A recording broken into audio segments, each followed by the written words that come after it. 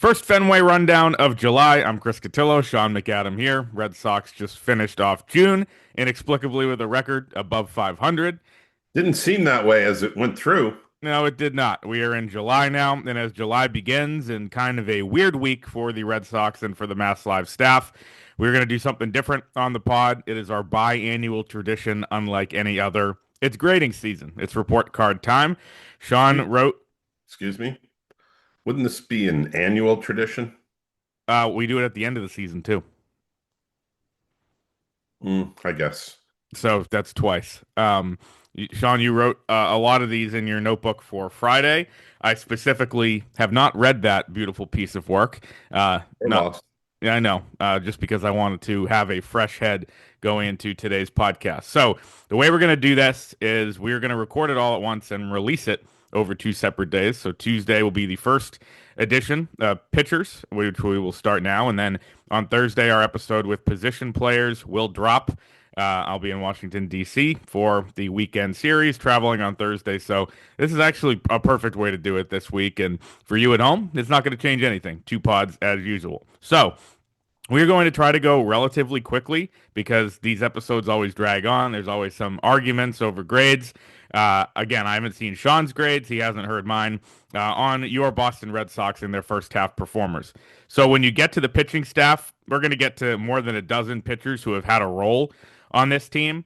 But first, we are going to take a moment for some honorable mentions. The pitchers who we are not going to grade because their body of work is either so small or they're no longer on the team or they haven't appeared. Cutter Crawford and Patrick Sandoval, they get incompletes. They are not pitched this year. Sean Newcomb is actually pitching well for the A's, but he is no longer on the Red Sox. And then there's the group of newcomers and old friends: Jordan Hicks, Chris Murphy, Robert Stock, Michael Fulmer, Jorge Alcala, Nick Burdi, Cooper Criswell, Tar Heel, and Josh Winkowski. I I always may take a have minute had to say, I may have had a few more incompletes than you did.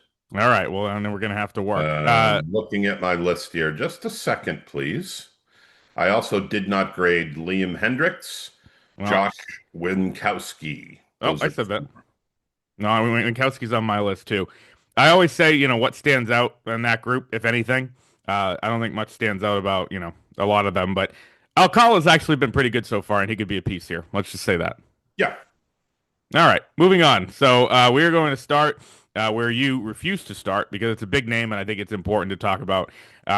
Liam Hendricks, only 13 and two-thirds innings, a 6.59 ERA, injury, storyline.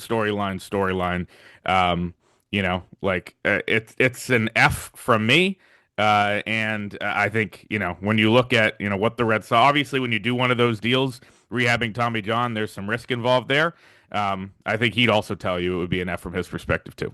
Yeah, I mean, I did not grade him, figuring that fewer than 14 or 15 innings was not sufficient. But were I to do so in this format, I would probably go D minus, avoiding an F for the extenuating circumstances of coming back, having pitched just a handful of innings in the last few years with his uh, cancer treatment along with Tommy John. So I'm factoring that in, and I'm human, separating myself from you. So I'm giving him a D minus rather than an F. I don't think it's like a fault of his own type of thing. I think there are other factors, but if you were to look at it and say, as you get to, the second half of Liam Hendricks' second year of a 2-year deal, and he's given you 14 innings of 7 ERA ball, I think you have to look at that from the contract big picture and, D minus F, splitting hairs, whatever it is. We will get to now Luis Guerrero on the injured list has struggled with walks a little bit. 17 and a third innings for the Red Sox and a 4.15 ERA. I would say, a C for him, just because you've seen flashes and you've seen kind of the volatility that we've come to know in a short sample from him.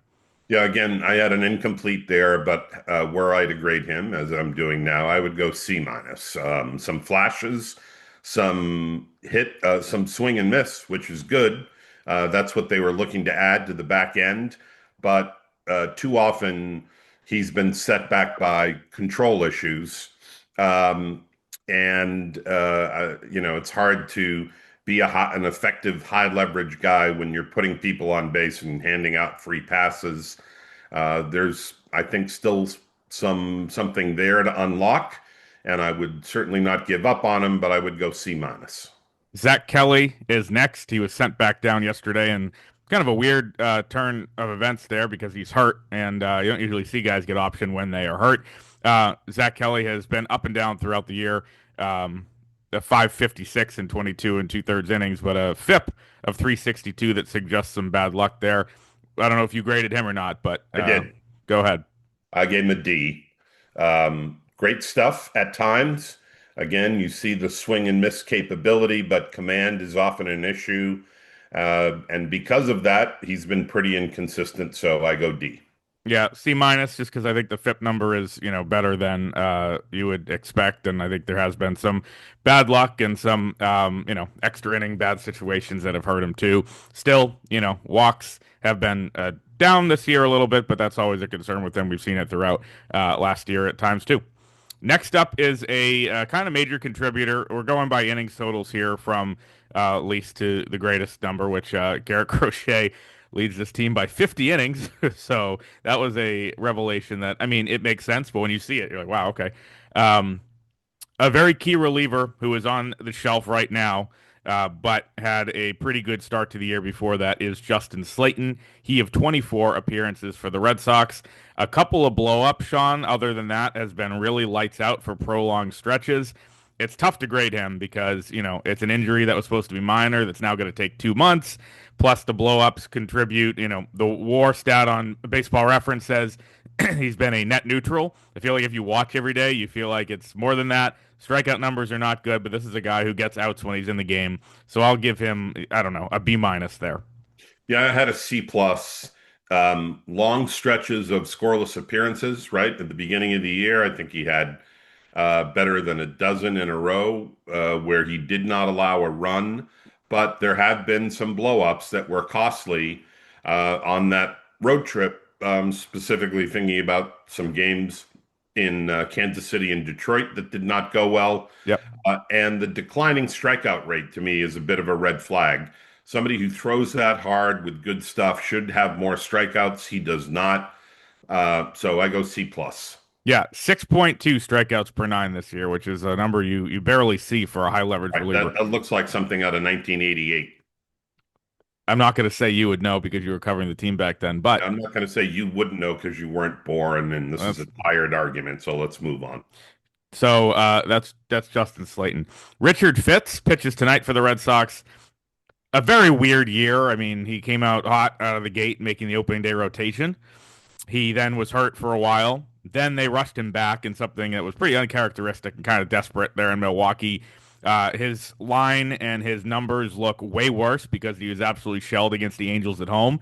Other than that, he's been okay. So I do not blame Richard Fitz for what he has done all year. I guess I don't know where you stand. It's a 4.68 ERA, a 6.25 FIP, only 25 innings. I think we both think this guy's going to be pretty good. A strange year though to start. Yeah, he shows the makings of a pretty decent back end starter, but inconsistent, and that's certainly been impacted by the injuries. Here is a weird stat that I can't quite let go of. Richard Fitz, in 10 major league appearances, has yet to appear in a game in which the Red Sox win. Yeah. Now, some of that we know with the vagaries of one loss and how you can't really control that as a starting pitcher. We know all that. But that's kind of bizarre to have pitched Hmm. in 10 games dating back to last September and never being on the winning side. Maybe that changes tonight. As we record this, he will start against Cincinnati at Fenway on Tuesday evening. I gave him a C minus. Yeah, C for me. And again, I think that's a little inflated because I think the way they handled that thing in Milwaukee was bush league. So, I mean, I know they didn't have a choice. You were covering that Well, series. yeah, I mean, it was Whatever. kind of at his suggestion. Yeah. Not that you blame him for that. He was trying to help out, trying to be a good teammate. They were short. He thought he could give them a few innings, but in retrospect, I think if he has said if he had to do it all over again, he wouldn't have, and I'm pretty sure that's how the team feels about it too. We're gonna go with our first ridiculously inflated Chris Cotillo grade here, though you might agree. Justin Wilson signed a 1 year deal for like 2 million, 2.5. The WAR stats are not ridiculous, but this is a guy who has a role and he does it exceedingly well. 33 appearances, 26 in the third innings. You and I both know, and fans know watching, a lot of those appearances are against really, really, really good lefties. And if you look at that, he has held lefties this year to a 349 OPS. Now, righties have a 933, so there's a big split there, but lefties are 6 for 45, 16 strikeouts, zero extra base hits against left-handed batters this year. It's your classic loogie in an era where there are not many. Overall, a 239 ERA. Like, is this guy a superstar on your team? No, but he gets an A from me for doing his job exceedingly well so far. Yeah, I couldn't go A because of what you referenced with the righties and the success they've had. He's fine for pockets of lefties, and as you point out, he has done his job exceedingly well there. Very tough against lefties, but when you're giving up a OPS over 900 to the other split, I can't give an A, but a very solid B, maybe even a B plus. I wrote B. I could be convinced to lift that up a notch. But as I said, the success that righties have had against him precludes me giving him an A. I mean, yeah, I look at it also from like expectations versus reality perspective. That's kind of what informed the Hendricks grade. And so the same, I think, does apply here. You sign a guy for 2.25, no expectations, 37 years old. I know the advanced numbers were better, but he did have a 6 ERA last year. Like, grading on that scale, and not the B plus or B is too far off, but he's been good. We go to now another lefty reliever, one that has pitched every single day all year. Brennan Bernardino, he slowed down in recent weeks, in part because he's been walking the world. 4.26 ERA in 37 appearances. Kind of ho hum in my mind, but I'll let you give your grade there. Yeah, I mean, if we were doing this a few weeks ago, you might make the argument that he deserved an A minus because he was so effective in April and May, but beginning in June, and I think this stems from usage because there seemed to be weeks where they went to him 4 or 5 times. Right. He often pitched on consecutive days. I mean, he's done everything from multi innings to pockets of lefties to high leverage setup and done it pretty well. But there's no getting away from the decline in performance in the last month, so I went B minus. Yeah, I think that's a fair way to look at it. High highs, low lows, and if you that would suggest a C. I think the high highs were a result of his performance, and the low lows a result of overwork, right? He pitched 16, 17 times in May. Core tried to slow him down, lost it a little bit. You know, call it what it is. He's a kind of fungible guy who, they're not worried about the long term with. He's like 33, 34. They've gotten a lot out of him, more than you would expect from an April waiver claim over 3 seasons, and they're using him that way too. Aroldis Chapman is next. Any grade you give him other than an A plus to me is insane. Not you, but the world.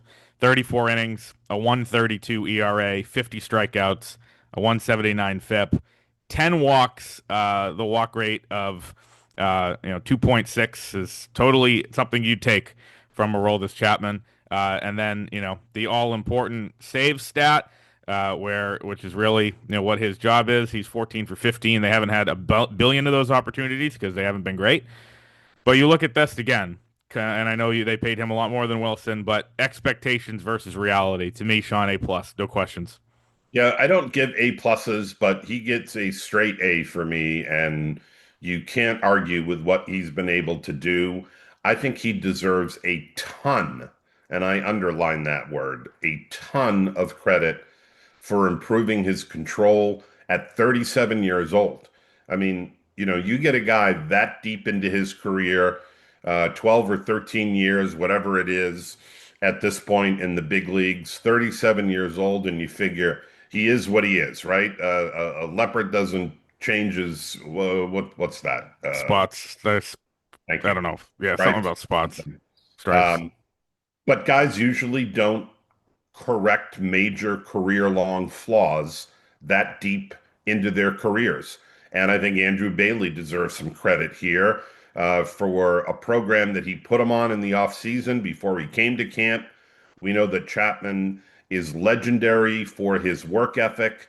Nobody spends more time in the weight room than he does. You just have to look at him to get that sense. Same with me. He's still an intimidating factor on the mound. He still is in triple digits. Yeah, you said 2.4 walk rate. That's actually 2.4 per nine. Two But his sticks. walk Yeah. rate of 7.9 is not only the best of his career, but is below the league average. And I don't think anybody saw that coming. Absolutely deserves straight A. Yeah, I mean, this is the striking number. I have not walk rate, but walks per nine, like I said, on Baseball Reference here, and if it'll load, um,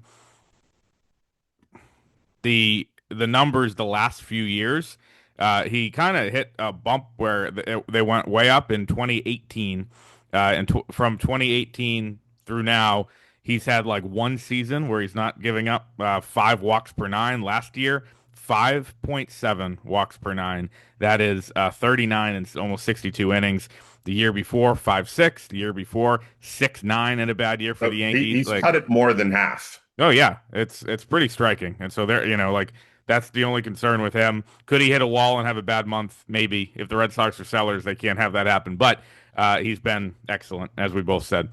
Greg Weisert's next. Greg Weissert is a guy who's also pitched a ton, 41 games, leads the league, 38 innings, a 2.84 ERA that I feel like if you watch it every day, feels like it should be a little higher. Um, with him, I always think it's there until he hits the wall.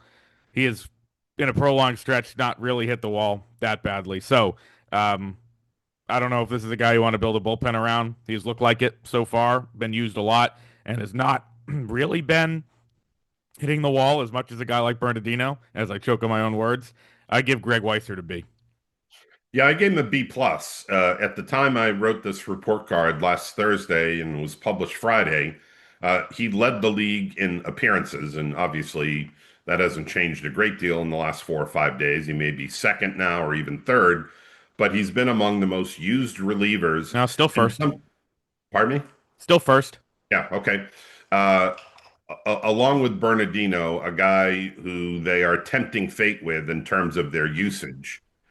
He has become, particularly with Slayton sidelined, he's become their primary eighth inning high leverage setup guy. And I don't think anybody had that on their bingo card back in spring training. A guy that was more suited maybe for the seventh inning, but he's become the guy they use to get to Chapman when they have the lead late in games.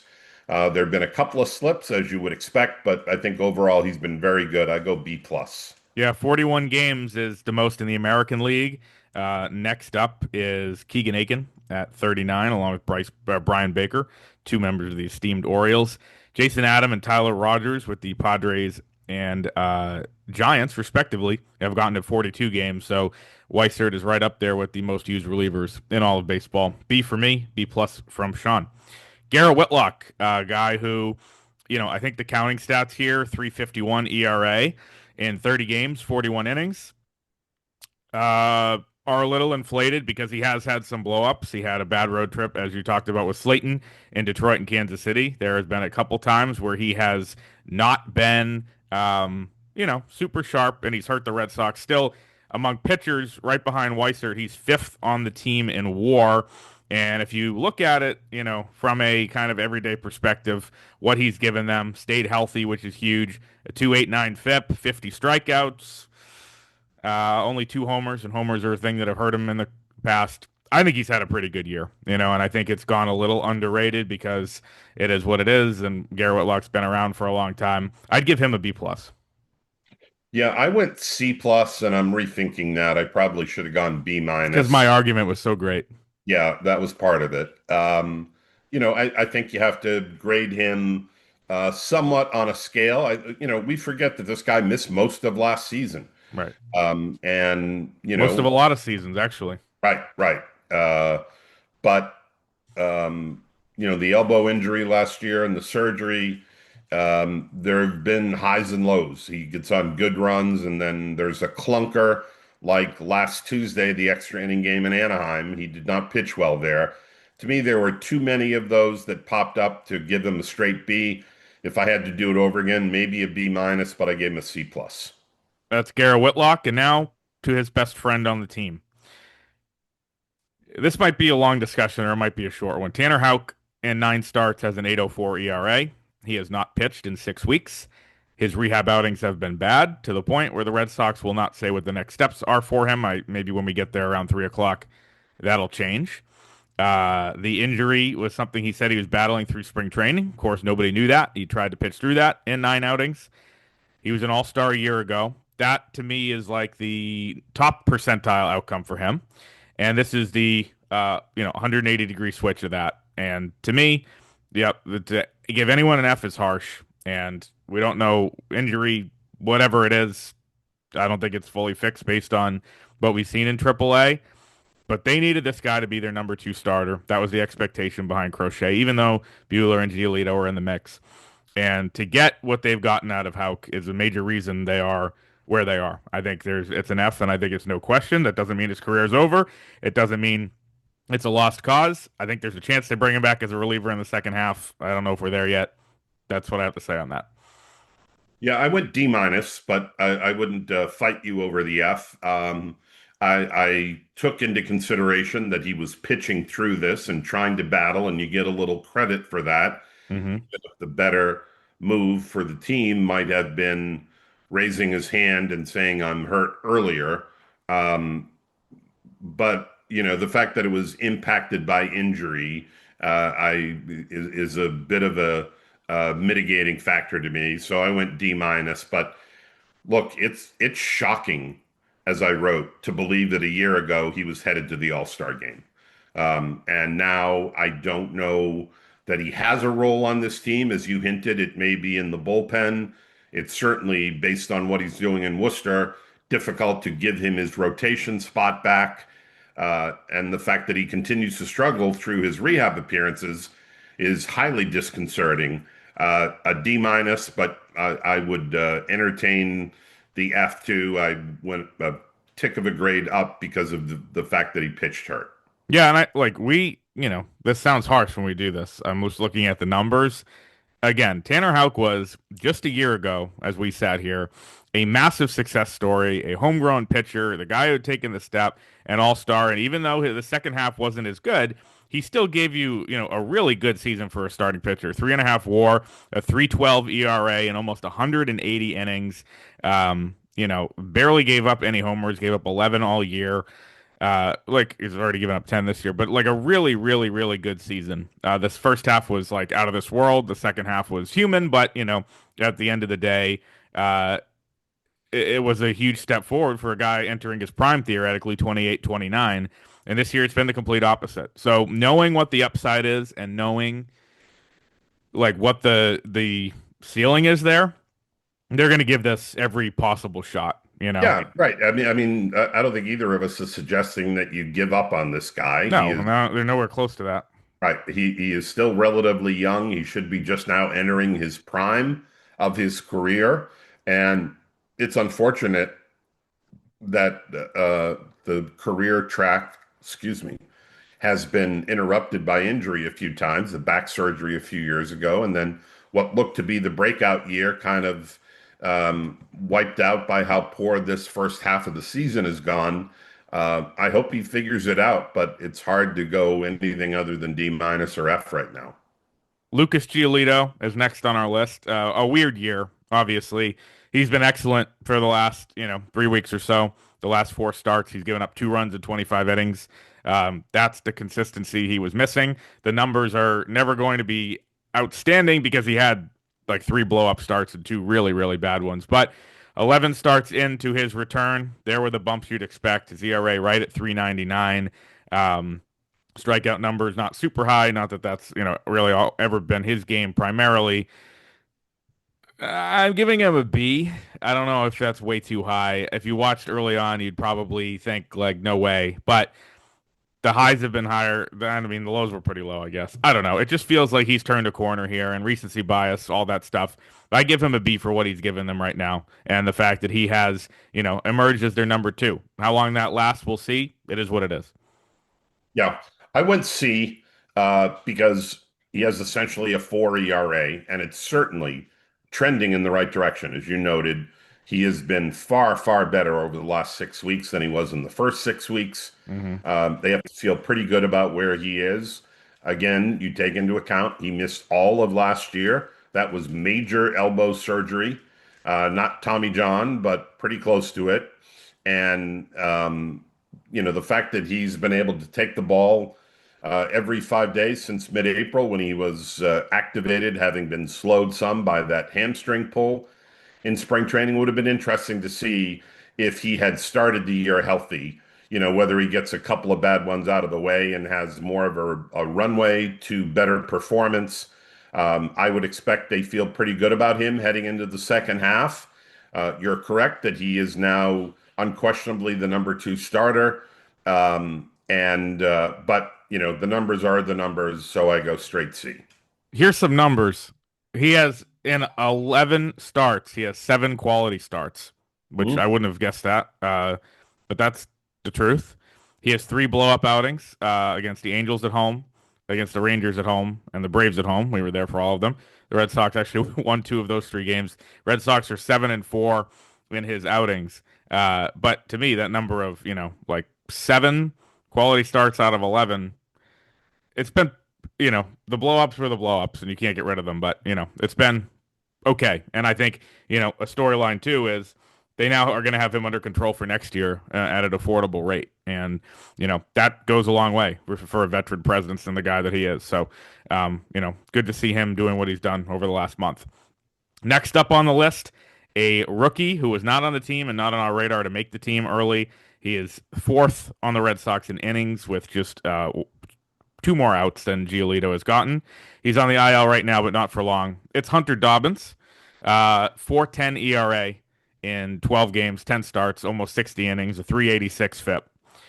This is one of those guys I grade on the scale of expectations versus reality. So I will give him a B plus. I think you can reasonably argue that he deserves an A minus, considering he was like ninth on the depth chart to start the year, and he's been like their second or third best starting pitcher for in the top 3 or 4. So it's been great. I think you're being a little generous there. I think that Dobbins has shown some things.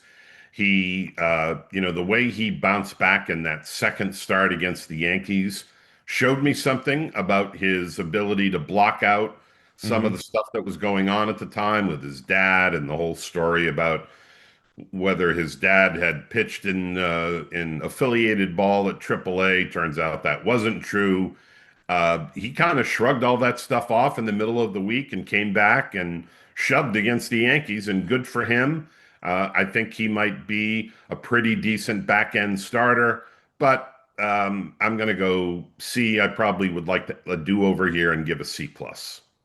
I'm very generous today with all these. Somewhere there are BC kids going, where was this when I needed it? That's a great point. Though we are about to get to Walker Buehler. The numbers are the numbers. 6.45 ERA in 67 innings, 14 starts. Other than a good 3 or 4 start stretch, it has been blow up after blow up. And to me, the interesting thing here, and this is, if we were doing our regular show today, we would talk a lot about Walker Buehler, I'm sure.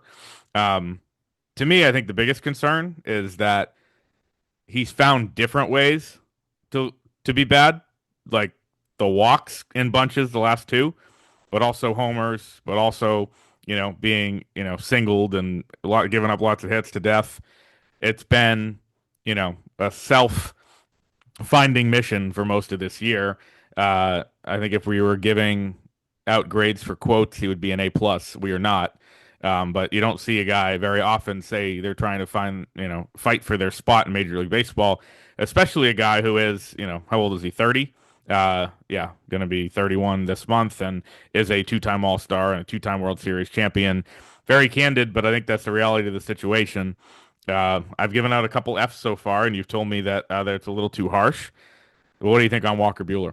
Yeah, I got to go straight F. Can't ignore the obvious. The numbers, the fact that a couple of starts, the last 3 or 4 in a row, and 4 out of 5 have been non-competitive. Hasn't kept them in the game. You give up uh, 5 runs in Anaheim in the first inning. You walked 7 in that game, hit 2 others. You come back and have struggles again with your control. Anytime there are, uh, and I dock him even for that game where he got run in the second or third inning because as a veteran guy, you've got to keep yourself in the game Yeah. and not put that burden on your bullpen because you're going at it with the home plate umpire, even if you were in the right. So, that just adds to the pile.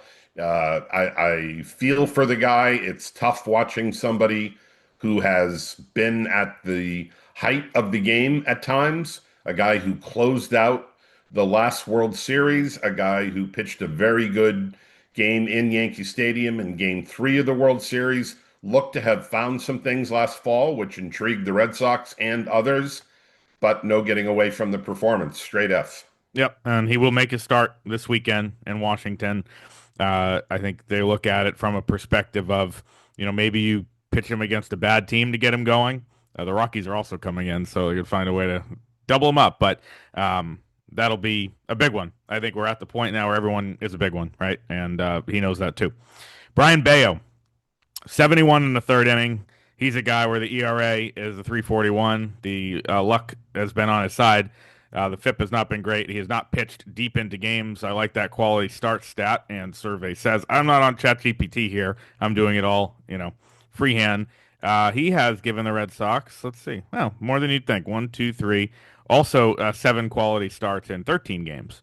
But there are also in that mix 5 starts or 6 starts of 5 or fewer innings. The Red Sox are 3-3 in those games.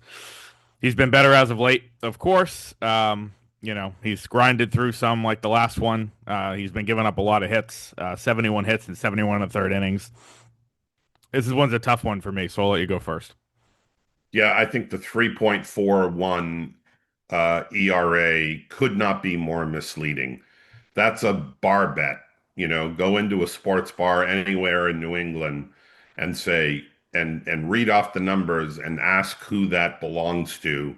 I think very few people would guess Brian Bayo because the numbers in your mind to me feel like they should be significantly higher. Um, I'm docking here because he's not given them length enough, and I know there were people screaming that there have been times when Cora has been quick with the hook, but to me that's an informed move by the manager who perhaps doesn't trust him to pitch through some difficulty. So that's on Bayo more than it is Alex Cora. I go C plus. Yeah, I mean, I'm a B minus, and like if you look at June, we just talked about Giolito.